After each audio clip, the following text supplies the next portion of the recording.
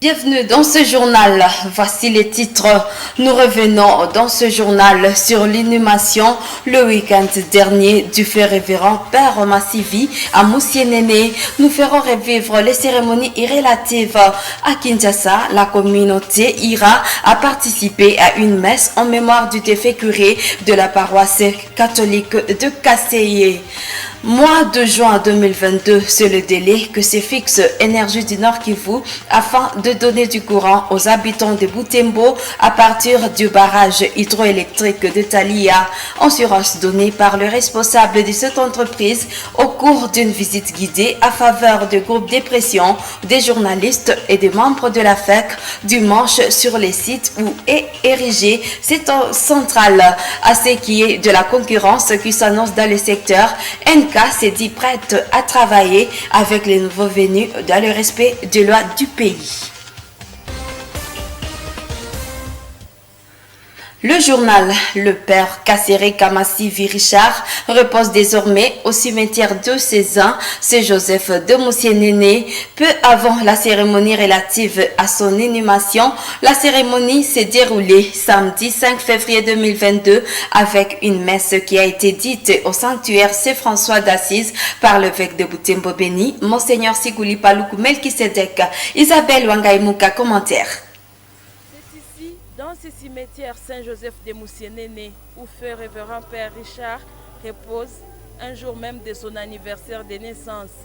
Samedi après la messe de Requiem, dite ici au sanctuaire Saint-François d'Assise, membres de la famille, amis des différentes familles religieuses du diocèse de Butembo-Béni et connaissances se sont fixés rendez-vous dans ce cimetière diocésain pour un dernier hommage.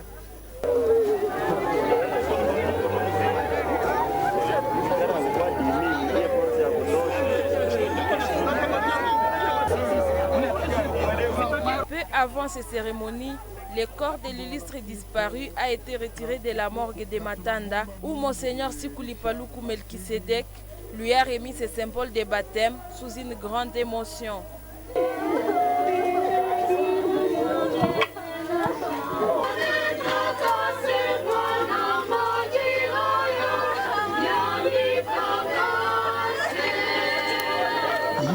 Le chancelier de l'évêque, qui s'est chargé de transmettre les messages de tous les consacrés de la RDC, a dénoncé cet assassinat.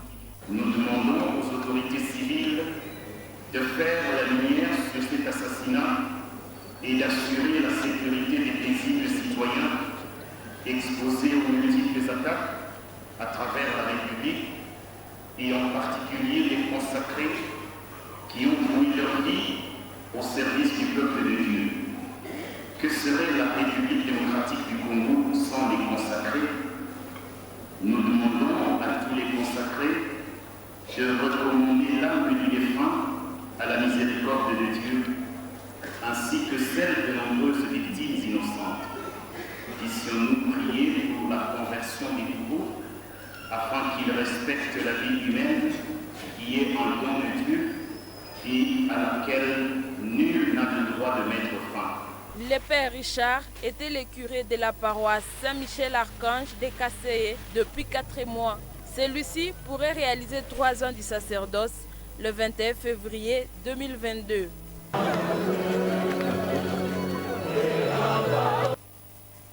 Même chapitre, la communauté nandé vivant à Kinshasa a organisé ce dimanche 6 février une messe pour le repos de l'âme du révérend Père Richard Kassere Kamassivi, tué par balle la semaine dernière au sud du territoire de Lubero. Le Père Joseph Katsusi, qui a célébré cette messe, a salué la mission accomplie par l'illustre disparu, celle de rassembler les hommes au nom du Christ.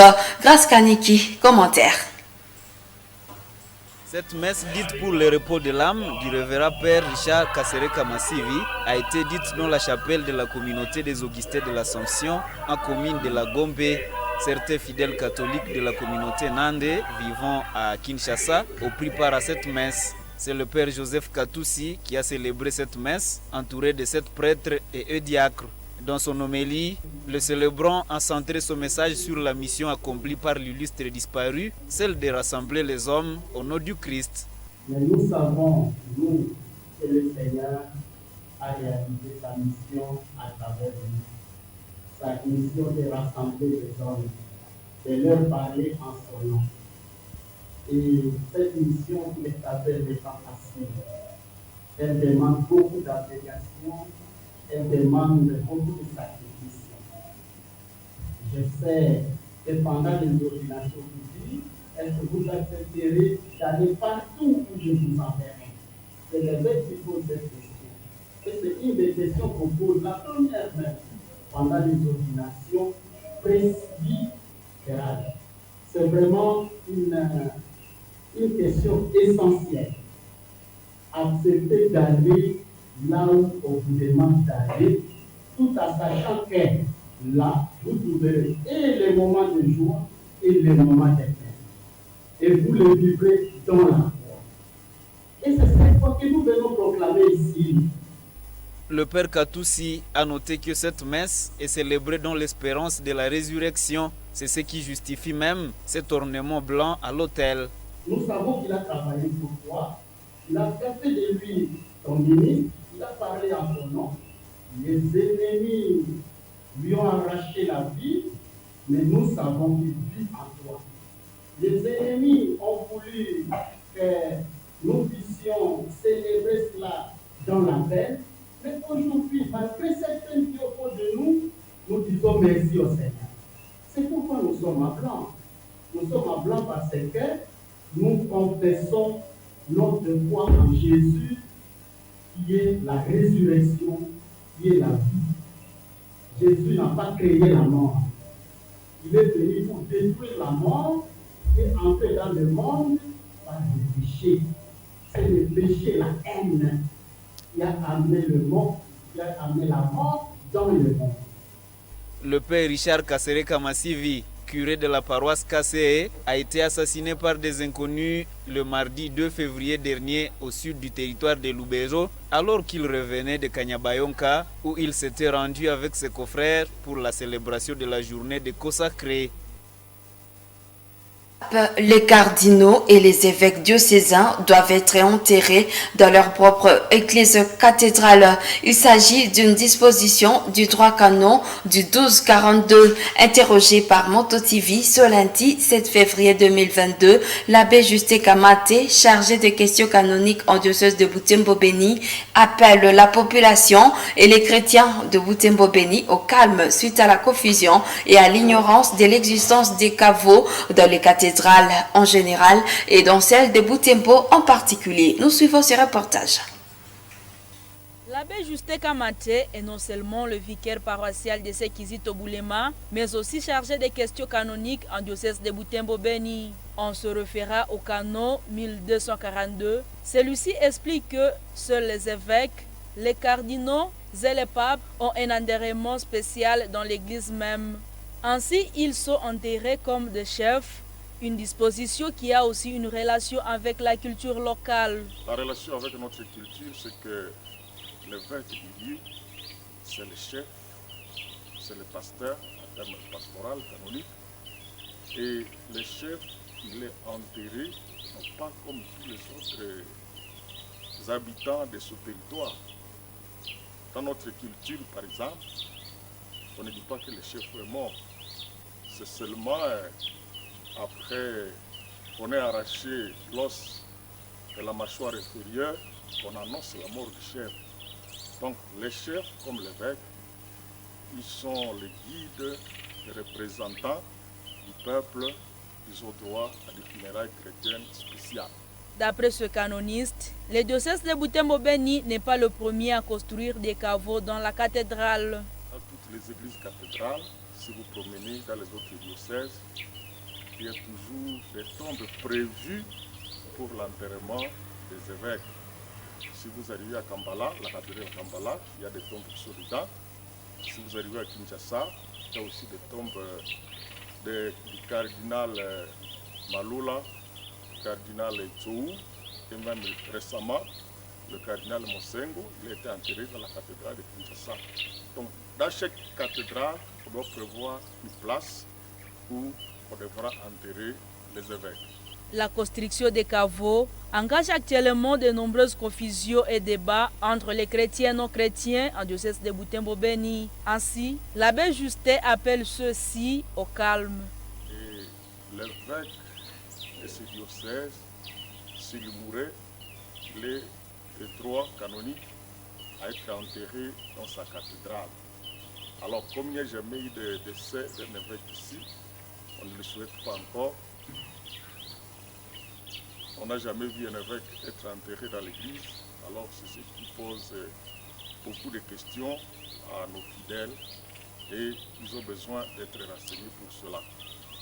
Canoniquement, il est permis de construire les caveaux dans la cathédrale de chaque diocèse. Autre chose dans cette édition, les travaux de construction de la centrale hydroélectrique de Talia en chefferie des Bachou se poursuivent malgré l'attaque perpétrée par des miliciens Maïmaï il y a quelques jours. Pour assurer la sécurité du chantier, une unité de FRDC y est détachée lors d'une visite guidée à laquelle deux groupes de pression de journalistes et des membres de la FEC, le responsable de la centrale a rassuré que d'ici juin cette année, les premières lampes pourront s'allumer. Isabelle Wangaïmouka, commentaire. C'est dans cette vallée de Vusokoli où les travaux de construction de cette centrale hydroélectrique se déroulent sur la rivière Talihia. Cette visite guidée initiée par Énergie du Nord Kivu et NK a pour but d'imprégner les participants de l'état d'avancement du chantier. Ici, des ferrailleurs, des maçons et autres s'activent pour cette fin. Il y a quelques jours, ce site a été attaqué par des miliciens Maïmaï. Selon James Sevanout, chargé des finances chez ENK, cela ne veut pas dire que la sécurité des employés est prise à la légère. Vous voyez que les FARDC sont à nos côtés. D'ailleurs, ils ont combattu quand même, il faut le dire, vaillamment à la dernière attaque. Vous savez qu'il y a eu mort d'homme sur le site. Donc, qu'est-ce que vous voulez dire par rapport à ça? Il y a eu des vies humaines qui sont perdues. Et vous posez des questions par rapport à la sécurisation du site. Les gens sont prêts à mourir alors. Ouais. Voici que notre opérateur, à savoir Virunga Energy, vient d'avoir l'autorisation d'approvisionner la ville en courant électrique. Pour Énergie du Nord Kivu et NK, les autorités provinciales doivent respecter les textes en la matière. Cela en permettant que les deux opérateurs s'interconnectent. La vraie question, c'est que nous, on est venus avec l'idée de Butembo et Beni. Et Virunga était venu avec l'idée du territoire de Lubero, territoire de Rutshuru et maintenant Goma. Maintenant, la vraie question c'est, est-ce que de Lubero jusqu'à Goma, tout est électrifié? Je vous mets au défi d'aller voir là-bas, et parce qu'on parle souvent de monopole de NK. Sauf qu'on oublie que Virunga a le monopole de Lubero jusqu'à Goma. Donc toutes les cités qui se trouvent là-bas, la seule personne habilitée à distribuer dans cette zone, c'est Virunga. Et d'où notre étonnement à nous en tant que ENK, qui veulent d'abord, avant de respecter leur part du contrat, venir à Butembo et Beni. Or qu'ils ont reçu des dons de l'Union européenne pour électrifier toutes les cités avoisinantes du parc, donc Lubero, tout le territoire de Lubero et de Rutshuru. Et à notre grand étonnement, ce n'est même pas fait. D'ici juin, ENK promet que cette centrale sera opérationnelle si des perturbations, notamment des journées villes mortes ou des attaques rebelles, ne se mêlent pas à ce chronogramme. Santé dans cette édition en marge du 4 février, journée de lutte contre les cancers, la Société congolaise de gynécologie et d'obstétrique a animé une conférence débat sur les cancers du col. Ces échanges ont eu lieu dimanche 6 février 2022 dans la grande salle de l'ITAV. C'est dans l'objectif de sensibiliser la population pour lutter contre les cancers du col de l'utérus. Luciana Moussivirois nous fait le détail. C'est cette grande salle de l'ITAV qui a servi de cadre pour cette conférence. Plusieurs personnes y ont participé et même des hommes. Les organisateurs ont choisi de sensibiliser sur les cancers du col de l'utérus car ici localement, c'est le deuxième du point de vue fréquence après les cancers des seins. Le cancer du col de l'utérus est causé par des IST.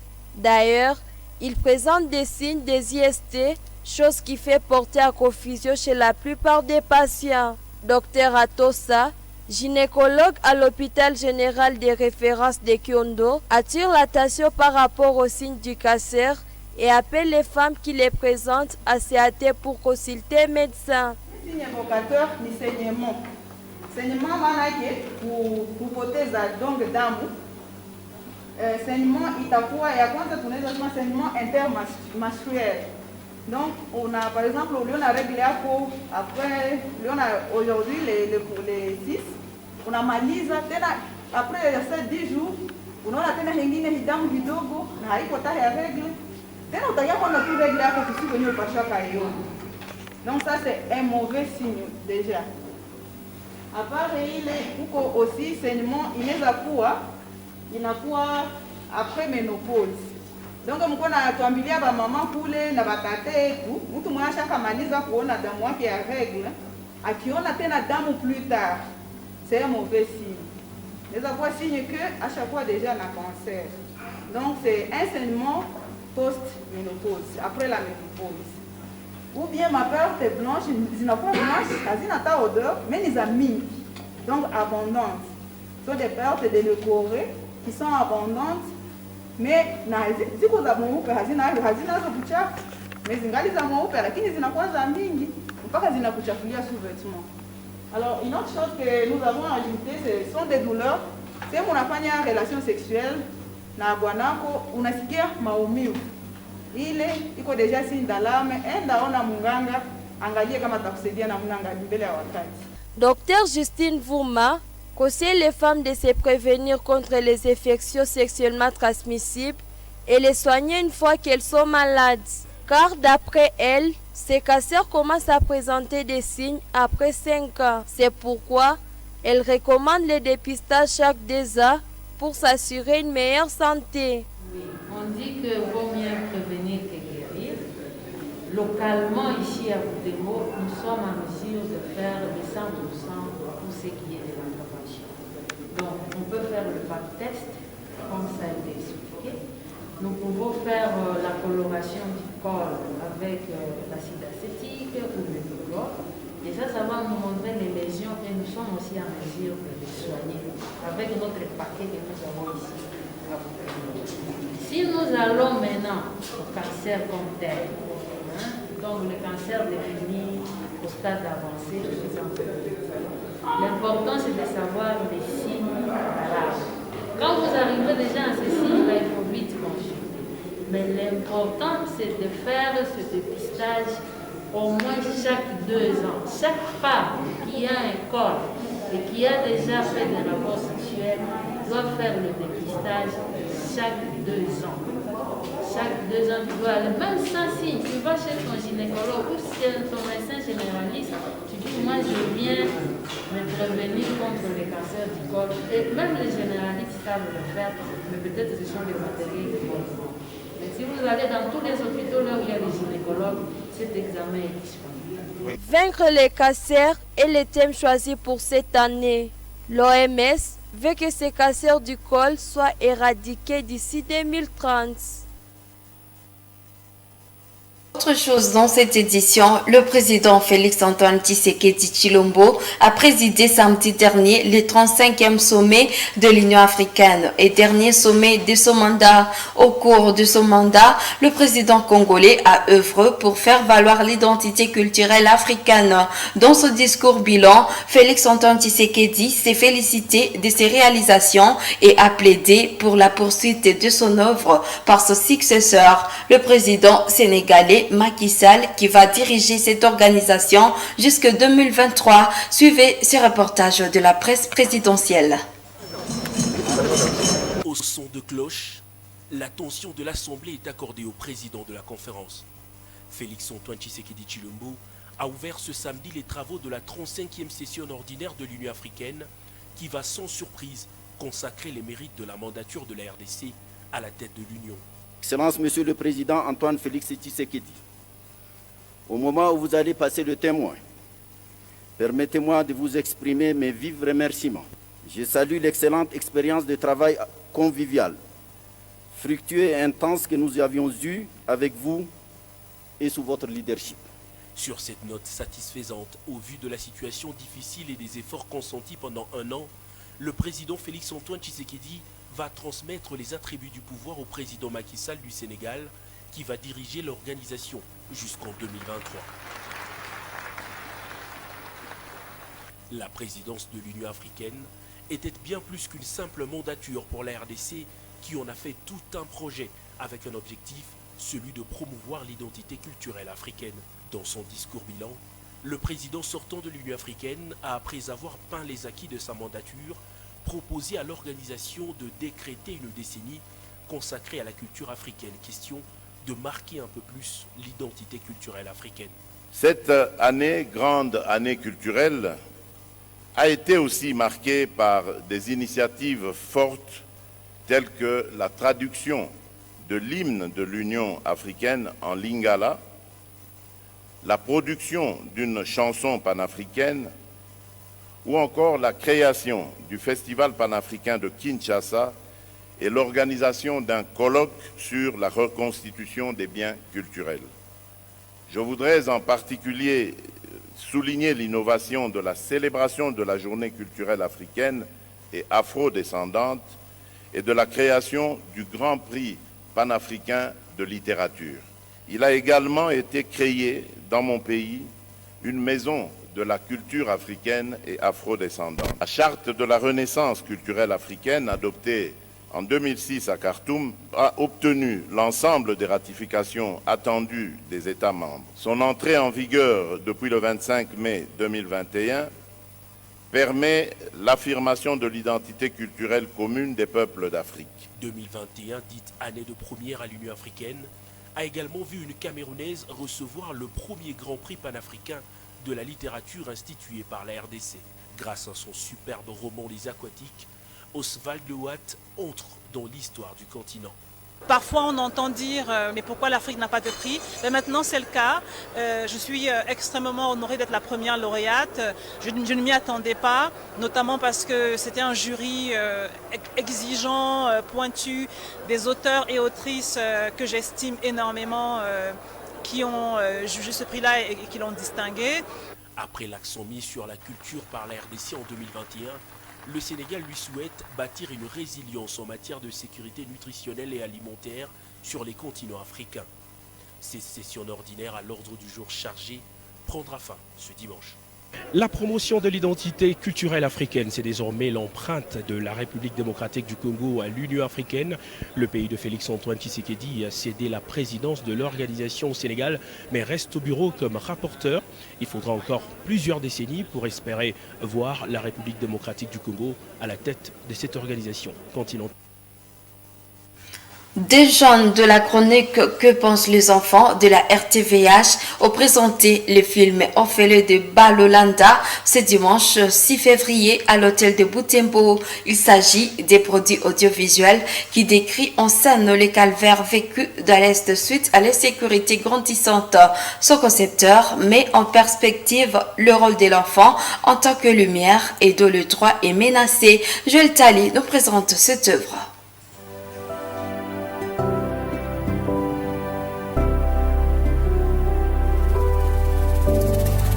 Balolanda, c'est cette agglomération imaginaire rongée par l'insécurité.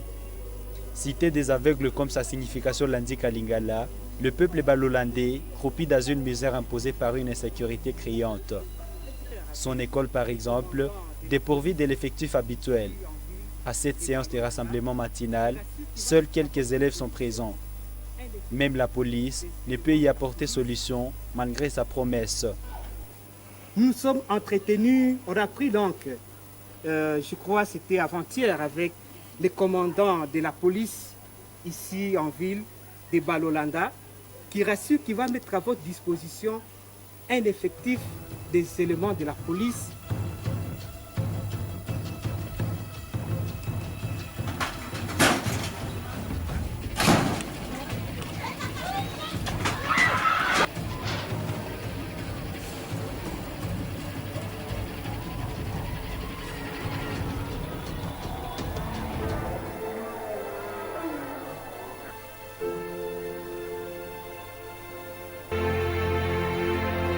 Situation qui oblige les enfants à prendre leur destin en main.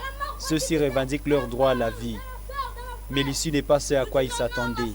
Les enfants d'abord, faisons-en une réalité, pas seulement un slogan. Nous sommes des enfants libres. Nous voulons la liberté. La liberté, à Dieu, par là, ça nous appartient.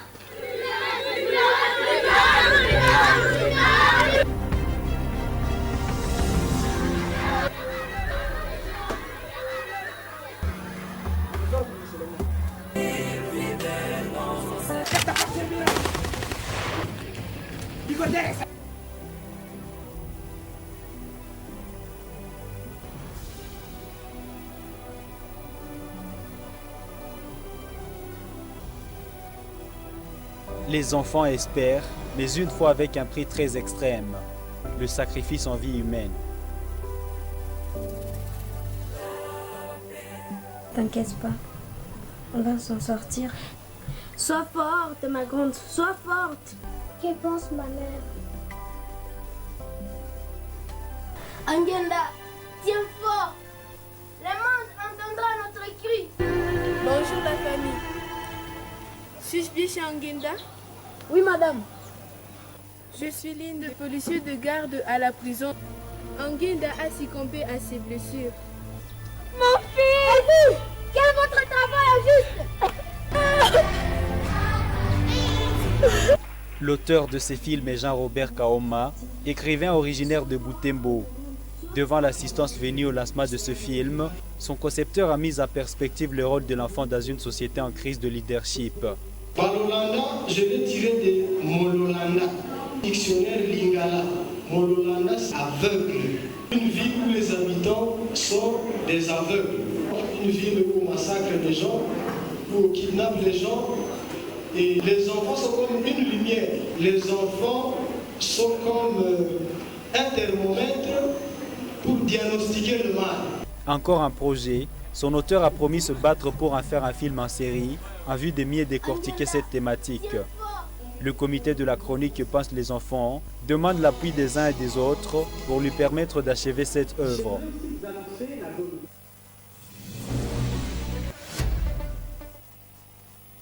En sport, après 2 échecs en finale, le Sénégal a finalement remporté la 33e édition de la Coupe d'Afrique des Nations. Une histoire écrite après ce succès lors de la séance fatidique des tirs au but après un nul de 0 but partout dans les temps réglementaires ce dimanche 6 février face au Pharaon d'Égypte. Les tirs au but souris aux Lions de la Teranga par 4-2 au stade Olympe de Yaoundé. C'est cette page sportive que boucle cette édition. Merci et bonne suite de notre programme.